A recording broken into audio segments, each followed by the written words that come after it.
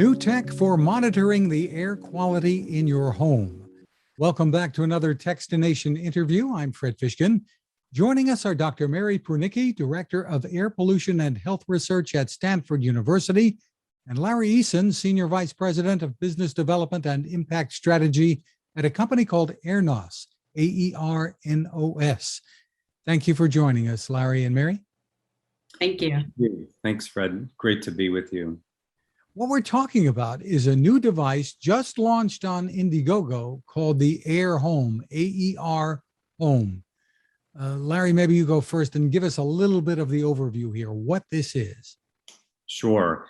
So AerHome is an indoor air quality monitor that does the key pollutants like the gases in the air, ozone and nitrogen dioxide and volatile organic compounds, and then also particulate matter, both the large particles and the smaller particles. The things that the average family would want to know is going on inside the home with their air, so they can take specific actions to improve the air quality and reduce exposure and improve health.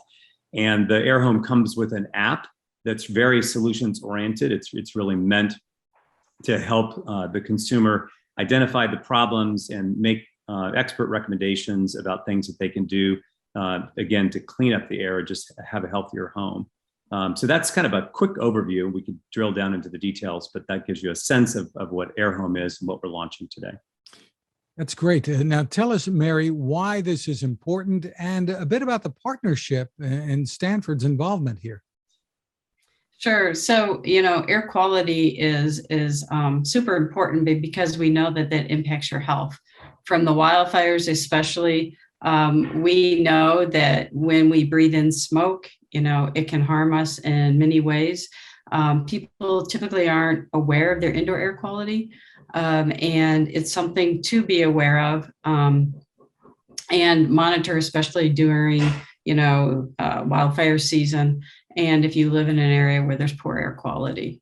And so we're partnering with AerNos to hopefully, do some good scientific research and provide some answers as to how indoor air quality impacts our health.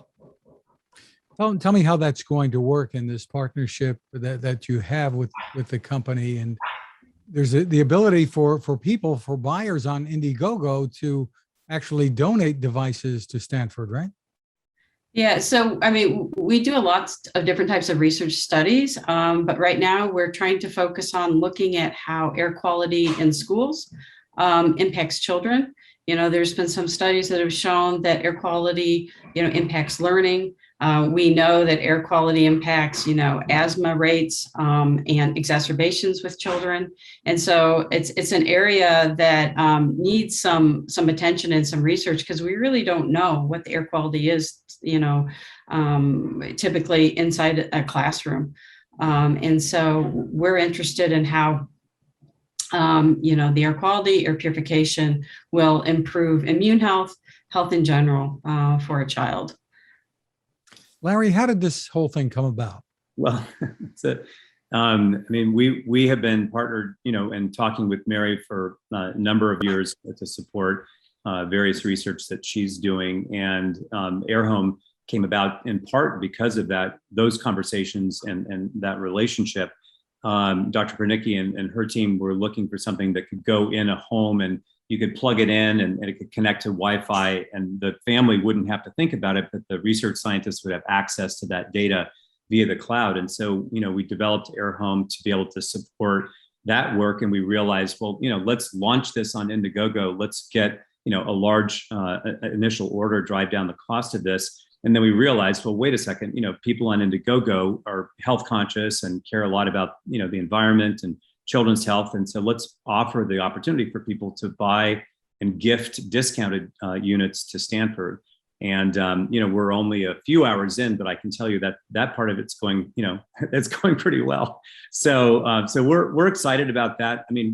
As you probably, know, the information about outdoor air quality, hyper local, like what's going on right outside of my home here in Pomona, that's getting better and better. It's not perfect, but it's getting a lot better. But we spend 90% of our time inside the home, and people really don't know what they're breathing inside their home. And so, this is an opportunity for folks to learn about that and take actions in their own home, and then help Dr. Prunicki and her colleagues with this, really essential research that could help drive, better policy and better recommendations for state and local national officials and school officials and families as well. Mary, the wildfires that have raged all summer long, I think still going, affected a lot of people in California. But beyond that, I'm in New Jersey.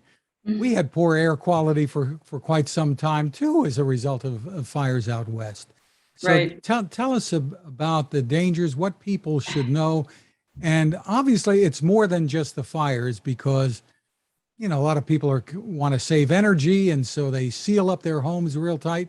And that's Right. not always the healthiest thing, is it? Right. No. So we know, from various studies, when someone's exposed to wildfire smoke, there can be increases in respiratory problems like asthma attacks, COPD exacerbations, or cardiovascular problems like heart attacks, arrhythmias, also strokes. But a study actually just came out yesterday looking globally. This is a global health problem, and that they found that if you just look at death rates associated with wildfires, there's a significant proportion attributed to all-cause respiratory and cardiac-related death rates worldwide. So the pollution, obviously, the wildfire smoke can travel. So you don't have to be very close to a fire to experience some of the health impacts. And also, when that fire is over, you've got that extra PM 2.5 and other pollution in the air, and that's contributing, globally to our problems with pollution. So it's something that's relevant for everyone. You don't have to be in a wildfire-prone area to be worrying about that.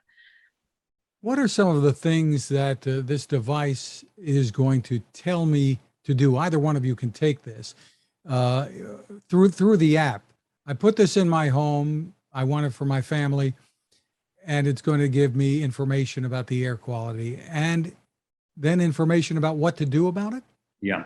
Educational content also around what matters and why it matters. But most importantly, nobody ever says to me, tell me how bad my air is. They say, well, wait, I can't hold my breath. What am I supposed to do? And the good news is, Fred, that when you're outside, there's not a whole lot you can do. You can not go outside, or you can delay activities or whatever. But inside your home, there are actually a lot of things that you can do. You just have to know that there's a problem and focus in on what that is. And so, so AerHome in the app, just as an example, you're going to be able to look back on trends, and you can see, every day, like here in Los Angeles, our ozone, ozone, the sun interacts with, NO2 and VOCs, and it creates ozone. It goes up during the day and it comes down at night. And that's a cycle that you see. And we're going to see that cycle inside of the home too. But are we seeing that at really low levels, or are we seeing that at higher levels that are, at or near or above the levels that EPA says is safe? If I'm seeing that kind of a trend, and maybe I'm looking at what's happening, I create a group with my neighbors and we can kind of benchmark our air together. You can do that with the app. I can see that, I'm just going along with what's going on outside. I need to just do a little bit more weather stripping, or perhaps without thinking, because it's nice outside, I'm opening up the windows during the day when the ozone is actually particularly problematic. And AerHome will tell you, when it's okay to open up the air, the windows, and when it's not. That's kind of a simple example, but another example would be, if you see a spike every night at 7 or 7:30, and you realize, well, I'm, in VOCs, well, I'm cooking, and all I need to do is turn the fan on over my stove, and I'm going to reduce the amount of VOCs. I have a friend who was sharing with me that her husband likes to burn incense in the house. She doesn't like it, but he does. And, she can show him the app and say, this is particle matter and VOCs that you're putting in the home. These are the kinds of things that we really don't think about, because we're just not in touch with the air quality inside the house. And so what AerHome is going to do and the app is going to do is just to help you pinpoint those things and give you those recommendations, when they're relevant, sort of, in real time, and then also give you that opportunity to look at the trends over time and just help you with the problem solving. Some people will need an air purifier because maybe they live near a freeway. Other folks may not need a purifier, and this will help you get on top of the pollutants in your home and help you figure those things out. And it will let me know how well that air purifier, if I have one, is working? Well, that's such a good point. Yes. I mean, not only the air purifier, but also these other actions that you're taking. So if I am noticing, ozone going up and down, and it's higher than I want it to be inside the home, and I do some weather stripping, and I'm a little bit more conscious of when I open and close my windows, I'll be able to tell if I'm actually creating a change inside the home. You'll see that. And again, turning on the air purifier, how much is that helping?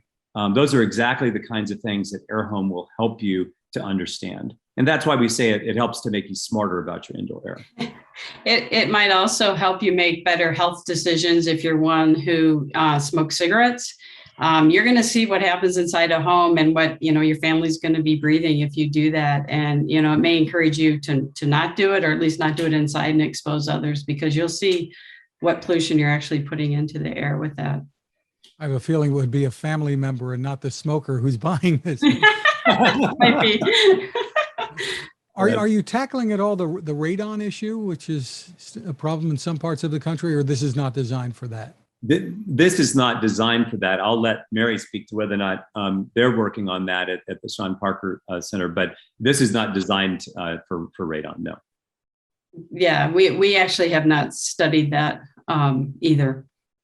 Yeah. Is there a greater prevalence? I mean, anecdotally, you hear of more people with allergy issues and asthma problems today, it seems, than, say, when I was growing up. Is it more prevalent? It is, in terms of, especially with climate change, it has changed the pollen season. It's made the pollen season longer, more intense. And so those people that have, pollen-induced asthma exacerbations or have, hay fever, things like that, it's certainly been worse for those individuals with all the changes going on in our environment.